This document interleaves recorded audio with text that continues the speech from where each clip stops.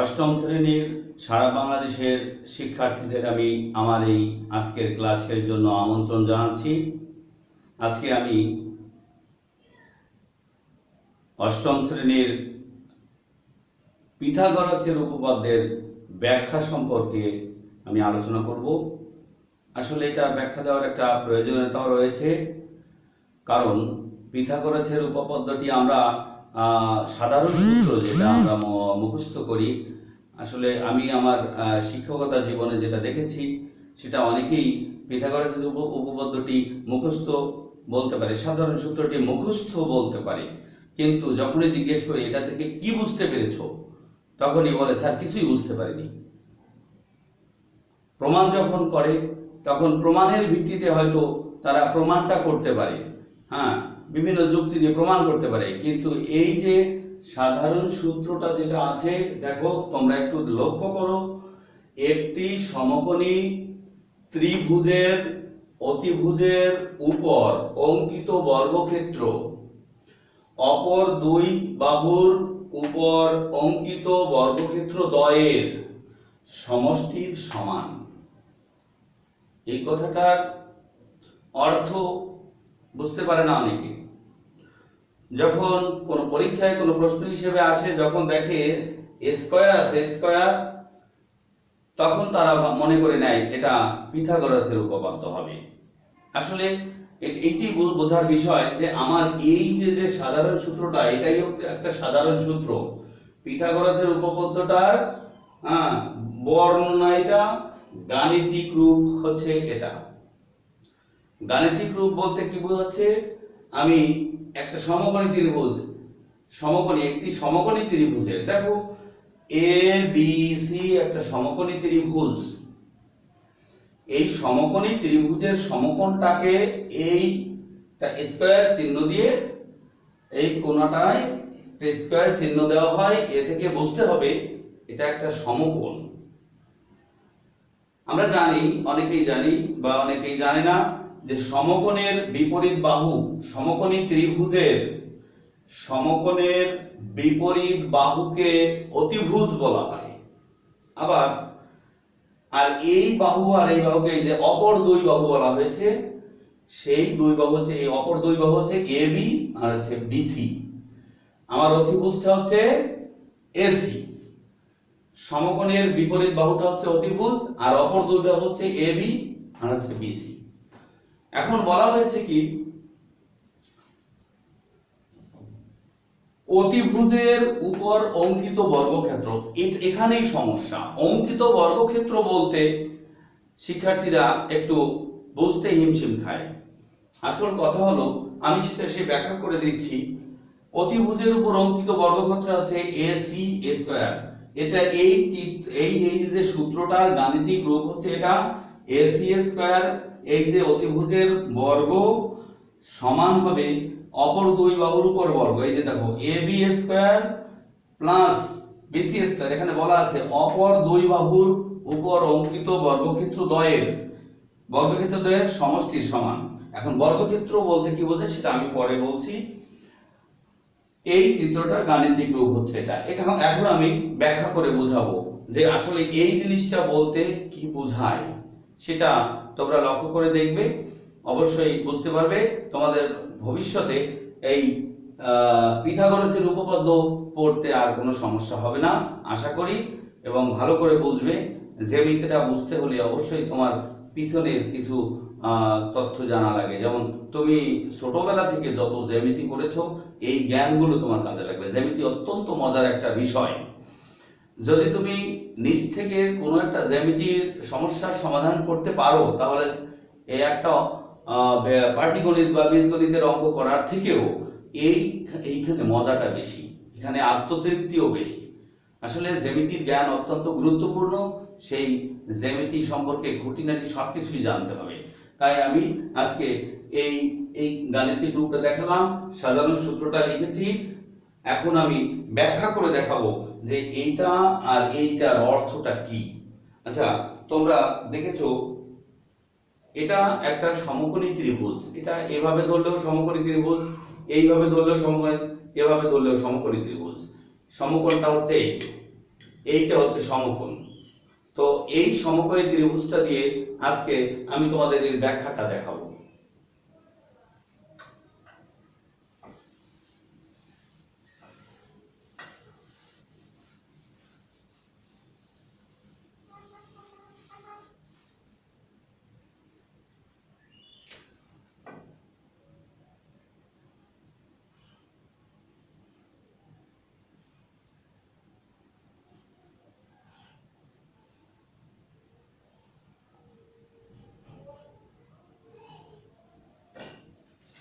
তোমরা দেখো, লক্ষ্য করো, এটা একটা সমকোণী ত্রিভুজ।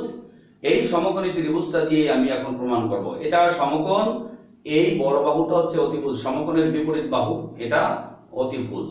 তোমাদের বইয়ে যেভাবে উপপাদ্যটি করা আছে, এই বড় বাহুর একটা ছোট দৈর্ঘ্য নেওয়া হয়েছে, সেই সমস্ত ভাবে করা লাগবে না, আমি যেভাবে করছি তাহলে সে তাতে আরো একটু জটিলতা কমবে, সেভাবে তোমরা একটু খেয়াল করো। আচ্ছা, আমি একটা সমকোণী ত্রিভুজ আঁকছি প্রথম, দেখো।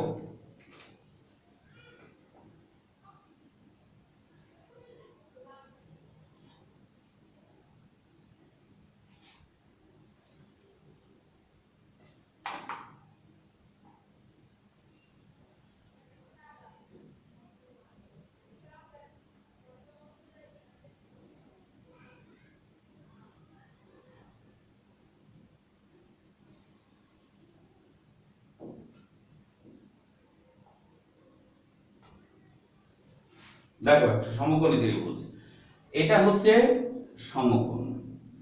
এটাকে এ ধরলাম, এটাকে বি ধরলাম, এই বিন্দু হচ্ছে সি। এখন প্রথম কথা বলছি, আমরা বলেছিলাম অতিভুজের উপর অঙ্কিত বর্গক্ষেত্র। এই কথাটার অর্থ হলো, এই যে অতিভুজ এসি বাহু, এই এসি বাহু দিয়ে একটি বর্গ আঁকতে হবে যার দৈর্ঘ্য হবে এসি বাহুর সমান। আমি আঁকছি, এটা তো সেই অতিভুজ। দেখো, আমি আঁকছি একটা বর্গ।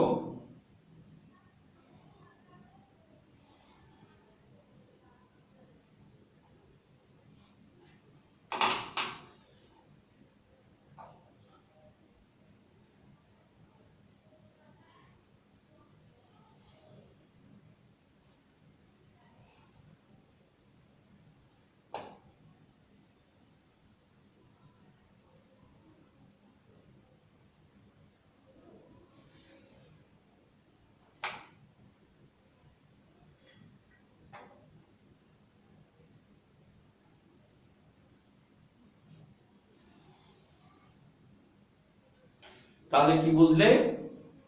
এই অতিভুজ দিয়ে একটা বর্গ আঁকছি। হ্যাঁ, তাহলে এই অতিভুজের প্রত্যেকটা বাহুর দৈর্ঘ্য কি একটু হিসেব করে দেখো, এসি। তাহলে এ সি, এটাও এসি, এটাও এসি, এটাও এসি, প্রত্যেকটা বর্গের দৈর্ঘ্য সমান, প্রত্যেকটা বর্গের বাহুর দৈর্ঘ্য সমান। এবার দেখো, তাহলে এই বর্গটির ক্ষেত্রফলটা কি? বলছে না অতিভুজের উপর অঙ্কিত বর্গক্ষেত্র। তাহলে এই বর্গটার ক্ষেত্রফলটা কি হবে? বাহু স্কয়ার। তাহলে এটা হচ্ছে বাহু, তাহলে এইটার ভিতরে কতটুকু জায়গা আছে সেটাকে বলছে বর্গক্ষেত্রের ক্ষেত্রফল।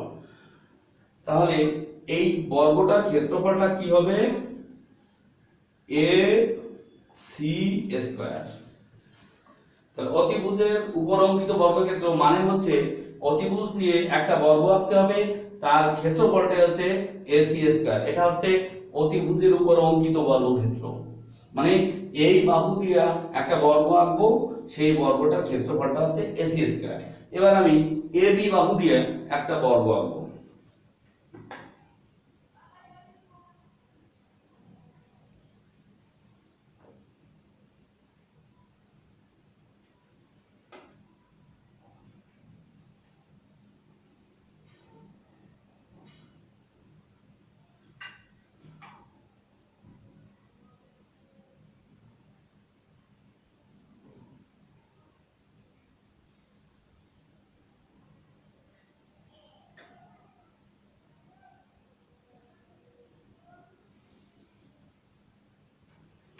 তাহলে এ বি, তাহলে এই বাহুটা প্রত্যেকটা বাহু এবি হবে, এটা সমান এটা সমান এটা সমান এটা সমান।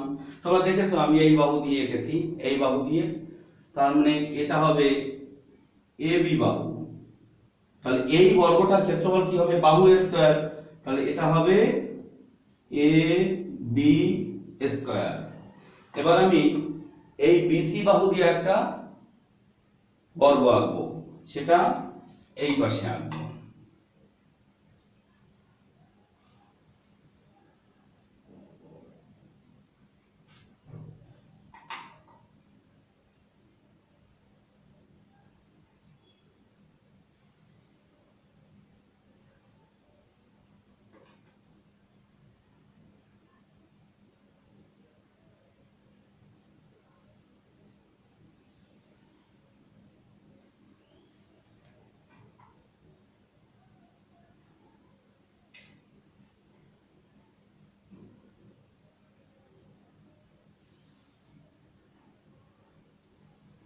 তাহলে এই বাহু দিয়ে বর্গ এঁকেছি, দেখো এটা এটা তাহলে কি বাহু, এটা আছে বিসি বাহু।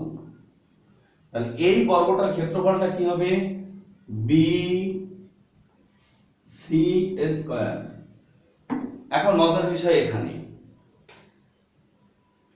আমরা যে সূত্রটা পড়েছিলাম, সাধারণ সূত্রটা, সেখানে বলা আছে অতিভুজের উপর অঙ্কিত বর্গক্ষেত্র, কথার অর্থ হলো অতিভুজ দিয়ে একটা বর্গক্ষেত্র আঁকবো, তার মধ্যে কতটুকু জায়গা, সেই জায়গাটার সমান হবে এইটা দিয়ে একটা বর্গক্ষেত্র আঁকবো, সেই জায়গাটা কতটুকু হবে, আর এটা দিয়ে একটা বর্গক্ষেত্র আঁকবো, সেই জায়গাটুকু কতটুকু হবে। তাহলে এই জায়গাটুকু, এই এর ভিতরে যে জায়গাটা আছে, এর ভিতরে যে জায়গাটা আছে, এই দুইটা যোগ করলে এই জায়গা আর এই জায়গা যোগ করলে এই জায়গা সমান হয়ে যাবে। তার মানেই হলো, সেই কথাটার অর্থ হলো, এখন আমি লিখতে পারি, তাহলে লিখতে পারি কি, এইটা সমান সমান এই দুইটার যোগফল। এই এখানে যে জায়গাটুকু আছে, এখানে যে জায়গাটুকু আছে, এই জায়গা আর এই জায়গার যোগফল হবে এই টোটাল জায়গার সমান। তার অর্থই হলো অতিভুজের উপর অঙ্কিত বর্গক্ষেত্র অপর দুই বাহুর উপর অঙ্কিত বর্গক্ষেত্রের সমষ্টির সমান। তাহলে কি হবে এবার,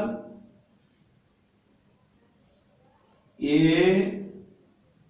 বি স্কয়ার সমান সমান, সরি, এ সি স্কয়ার সমান সমান A B square plus B C square. তোমরা অবশ্যই বুঝতে পেরেছো। সাধারণ সূত্রটা আমাদের মুখস্থ না রাখলেও চলে, আসলে বিশেষ যে কথাটা সেটা আমাদের বুঝতে হবে, যে সাধারণ সূত্রে কি বলেছে ওটা আমাদের মনে রাখতে হবে। এই হচ্ছে আমাদের পিথাগোরাসের উপপাদ্যের ব্যাখ্যাটা।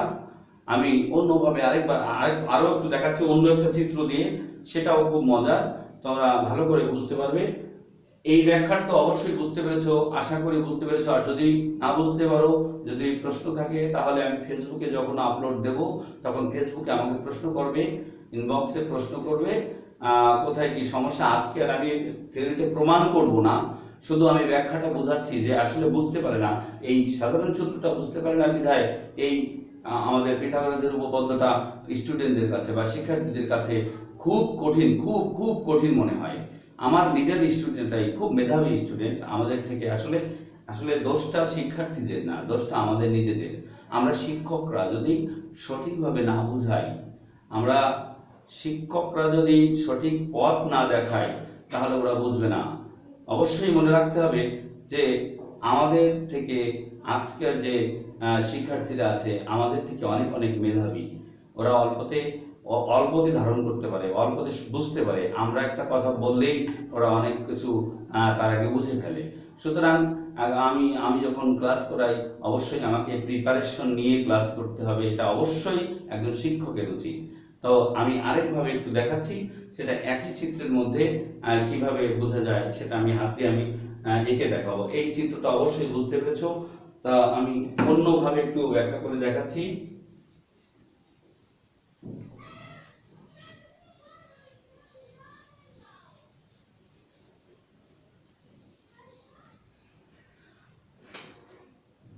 মনে করি এবার একটা ছোট চিত্র আঁকবো।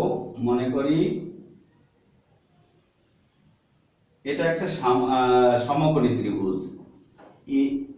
এইটা হচ্ছে এ, এটা হচ্ছে বি, এটা হচ্ছে সি, এটা হচ্ছে সমকোণ।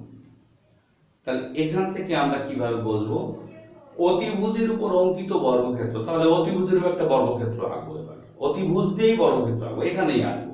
তাহলে এখানেই আঁকি।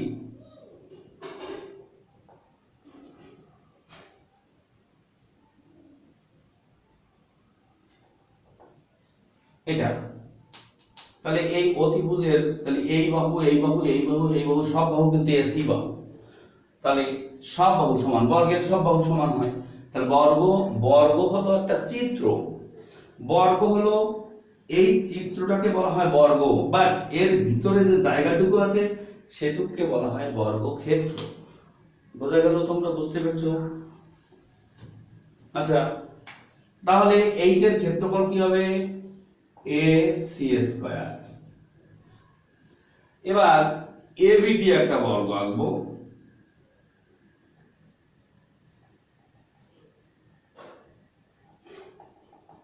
দেখো, তাহলে এই এ বি বাহু দিয়ে একটা বর্গ এঁকেছি। হ্যাঁ, তাহলে এইটার ক্ষেত্রফল কি হবে? এখন এ বি, একটা বাহু যদি এ বি হয় তাহলে আমরা জানি বর্গের ক্ষেত্রফল হচ্ছে বাহু স্কয়ার। তাহলে একটা বাহু দেওয়া থাকলে এটার ক্ষেত্রফল কি হবে? A B square. এবার এটা দিয়ে একটা আমি বর্গ আঁকবো এই বাহু দিয়ে।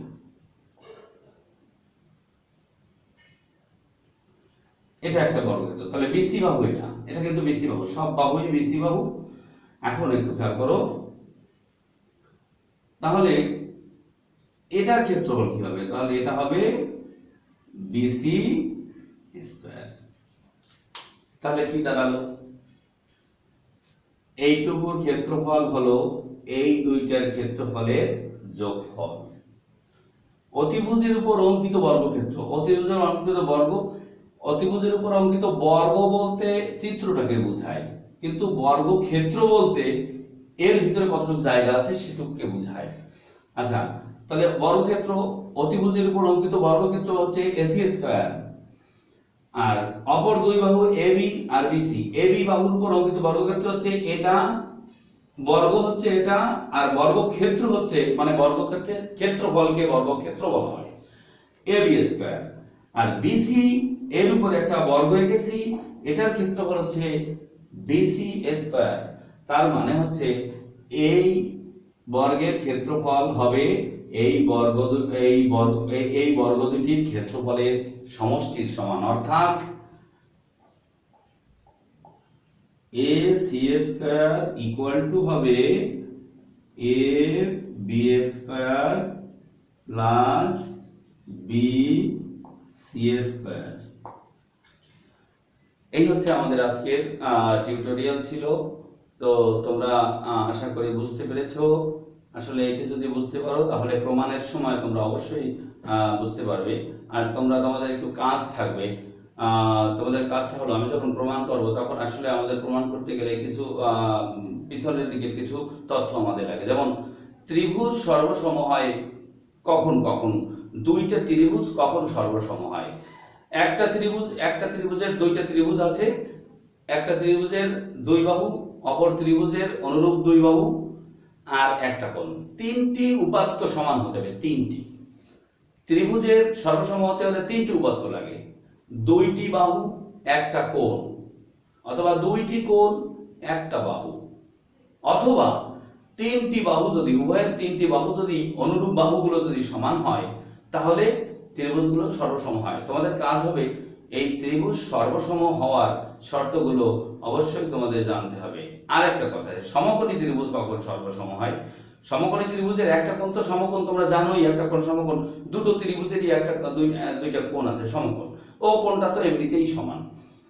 আর অতিভুজ আর যে কোনো একটা বাহু, সমকোণ তো আছেই, অতিভুজ আর যে কোনো একটা বাহু সমান হতে হবে, অথবা অতিভুজ আর যে কোনো একটা সূক্ষ্মকোণ, মানে সমকোণ ব্যতীত অন্য যে কোনো সূক্ষ্মকোণ সমান হলেই ত্রিভুজ দুইটি, সমকোণী ত্রিভুজ দুইটি সর্বসম হবে। আজকের মতো টিউটোরিয়াল এখানে শেষ করছি। আমরা আর বড় করতে চাচ্ছি না। এর পরের ক্লাসে আমি অবশ্যই এটা প্রমাণ করে দেখাবো, তখন তোমাদের কাছে এটা খুব সহজ মনে হবে। ধন্যবাদ সবাইকে। তোমরা পড়াশোনায় মগ্ন থাকো, অবশ্যই ভালো বুঝতে পারবে আশা করি। ধন্যবাদ সবাইকে।